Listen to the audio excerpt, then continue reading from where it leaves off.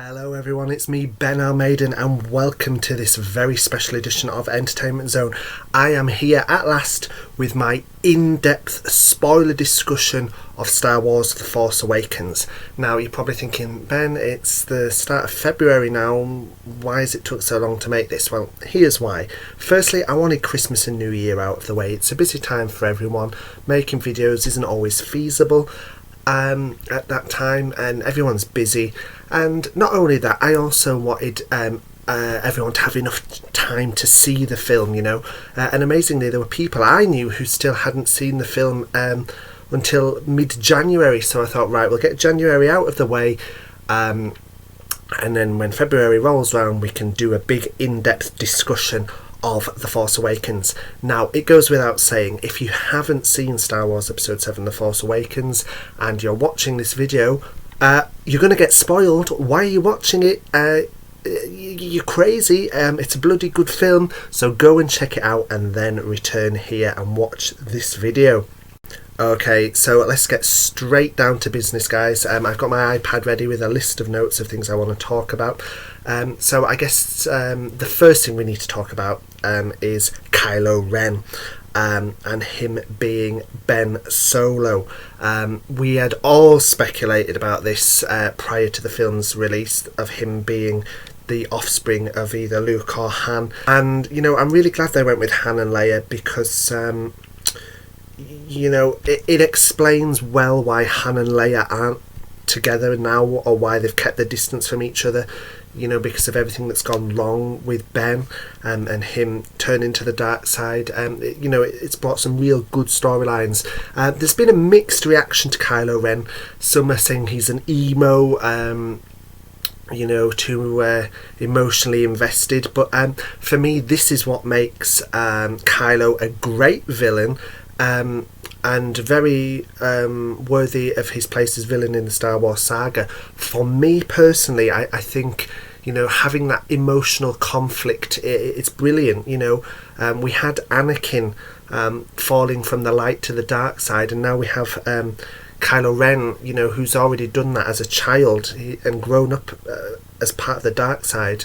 Finding inner conflict, he's feeling this call to the light, yet he wants to follow in the footsteps of his grandfather Darth Vader, and also live up to the expectations of Supreme Leader Snoke, who we'll get to in a little while.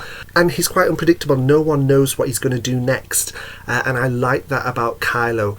And also his jealousy of Rey, how quickly she's adapting to the Force. I think Kylo Ren's an impressive villain. I don't think we should be counting him out yet.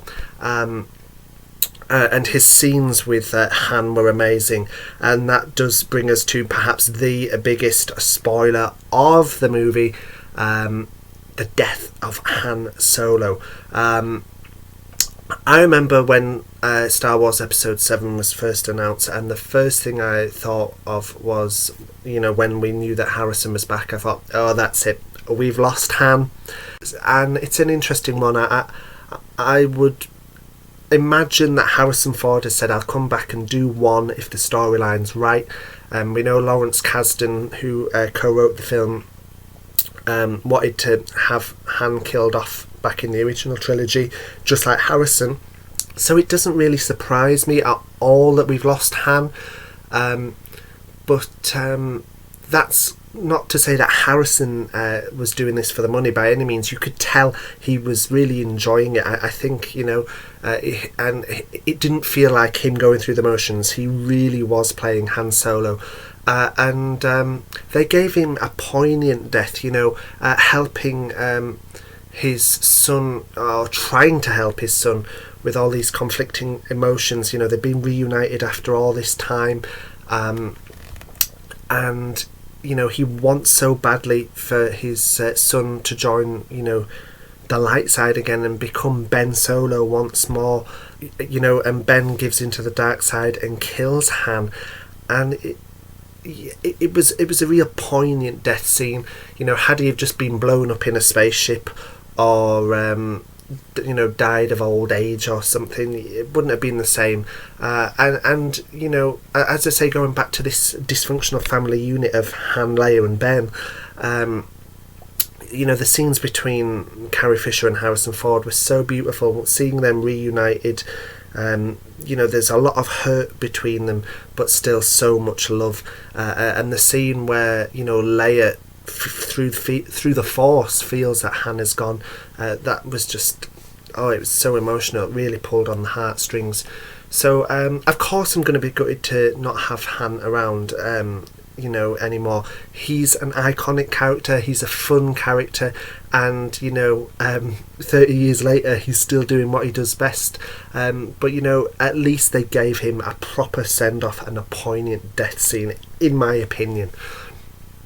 Now, as I've already said in my review of the film, Rey, oh my gosh, my favourite character in The Force Awakens. Daisy Ridley was amazing, and what a character she was.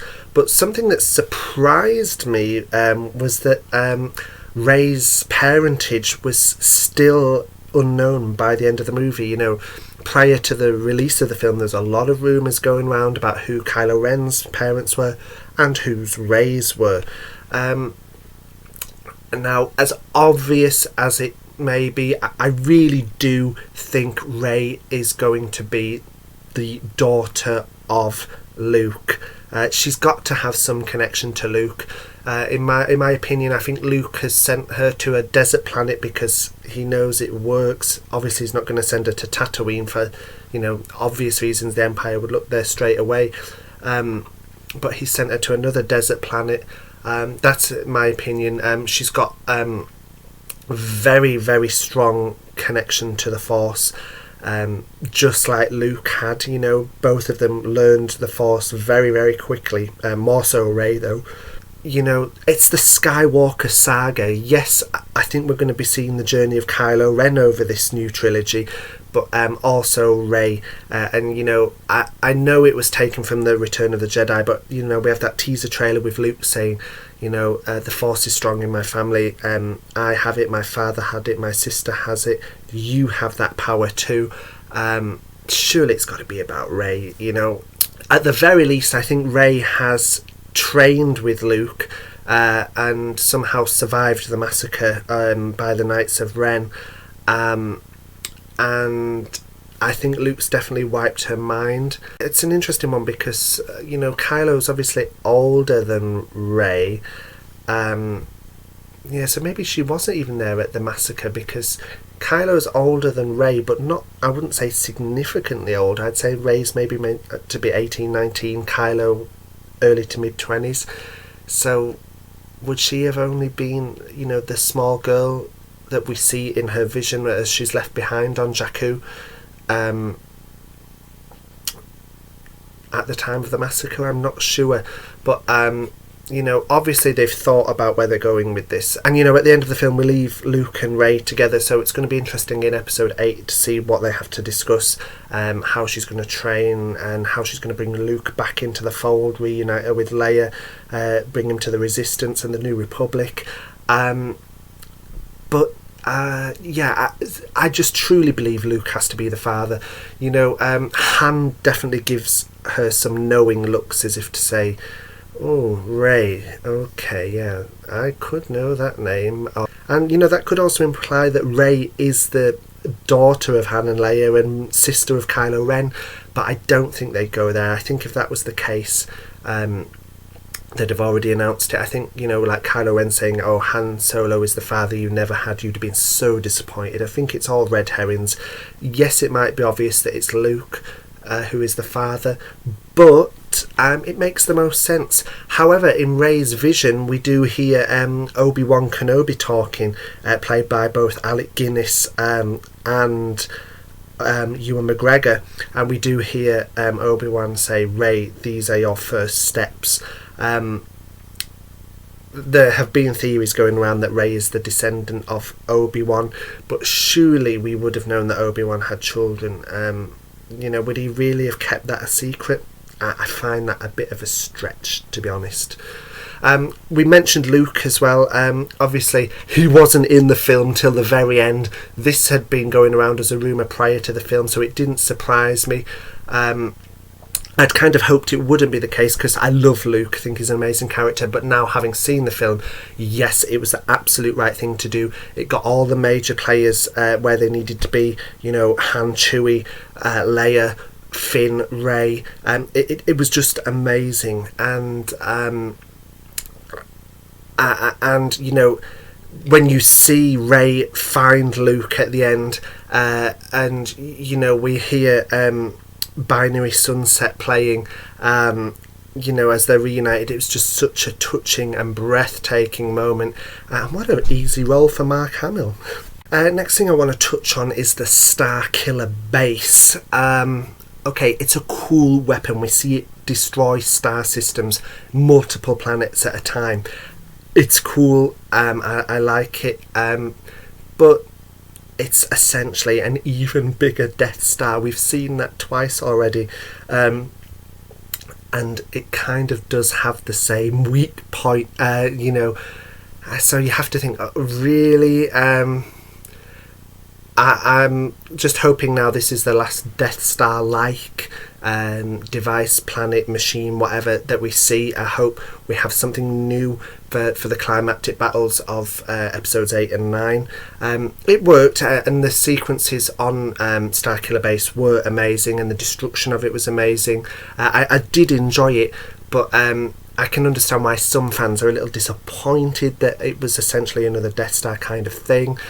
It was cool. I didn't hate it, but I just hope we have something new in episodes 8 and 9. What is interesting, you know, we hear Snoke tell Hux to get Kylo Ren off the planet, so we presume that has been done, but my god, they must have got off very, very quickly.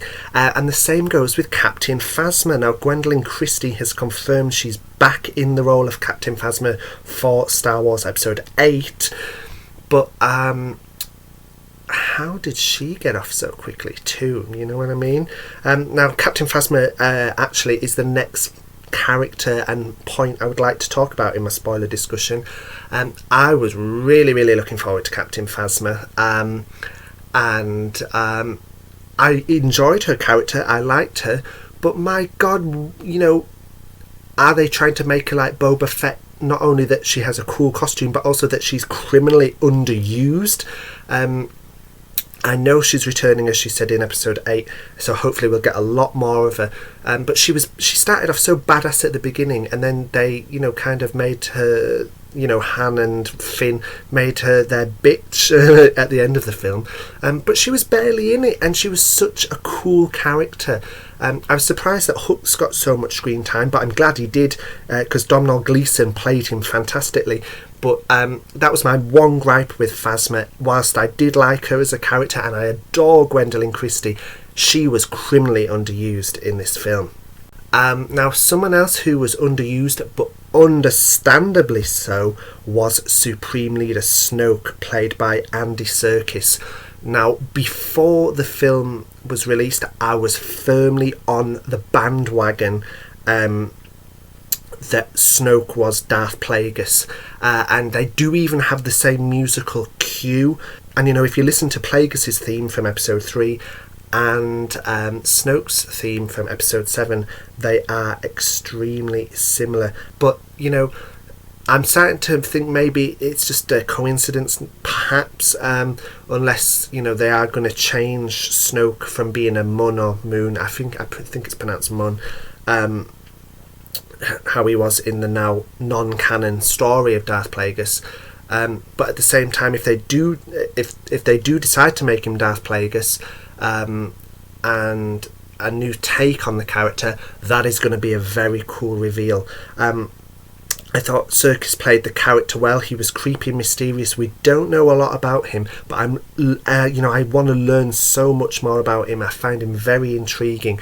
Obviously, I don't think he's this big, massive giant. I think the hologram is projected to look massive, you know, a bit like the Lincoln Memorial statue. He wants to be an imposing figure. So it'll be actually interesting when we finally see him in the flesh, you know, a bit like when we finally met the Emperor. in the original trilogy, but hopefully Snoke will turn up in the flesh in episode 8, though I get the feeling we will see Luke and Rey take on Snoke probably in episode 9, but I definitely can't wait to see him, learn about him. How do Luke and Leia know Snoke? What power did he previously have? Was he part of the Empire? What agenda does he have? Why does he have such an interest in the Force? Is he a Force user? We presume he is. It doesn't specifically say he's a Sith, but he's trained Ben Solo. Did he train all the Knights of Ren? I can't wait to learn more about the Knights of Ren too. I feel like we didn't get enough information on them. I want to know more about Kylo's background, especially with Snoke. What is Snoke's ultimate agenda? Is he after just total universal world domination? Does he want to be the new Emperor of the Galaxy? It's going to be an interesting one to find out for sure. Now, the next character I want to talk about is Lawsan Tekka, played by Max von Sydow. I hope I've said that right. His name is often mispronounced, so I hope I've got that right. But Lawsan Tekka, now he is the old man on Jakku who gives Poe and BB-8 the map to Luke Skywalker. And ultimately meets his demise at the hands of Kylo Ren. I found him very intriguing, and despite him being dead, I hope we get some sort of flashback or just an explanation about Lawsan Tekka's history within the narrative of the Star Wars saga. Ultimately, I want to know, how did he have the missing map that leads to Luke Skywalker? How did it end up on Jakku of all places? Is he an acquaintance of Luke? Has Luke checked in on him time to time? Did Luke know that ultimately Rey, possibly his daughter, would get this map? Was he sent to Jakku to watch over Rey? Does Rey know Lawsan Tekka? There's so many questions. This is what I love about J.J. Abrams. He answers questions but creates new ones at the same time. And it's amazing how, such a small part can have a big impact on the narrative. And I think this is the case with Lawsan Tekka. We don't know much about his past. He knew Leia as Princess Leia before she became General Leia. He's got this map to Luke, and he says it's going to make things right. He also knew, or seemed to know, about Kylo Ren's past. He very much seemed to know that, he was the son of Han Solo. And I've just got to say, I'm so glad that the revelation of Kylo being Han's son was done early on and not the big reveal. We've had the whole I am your father, and in this case I am your son, or whatever.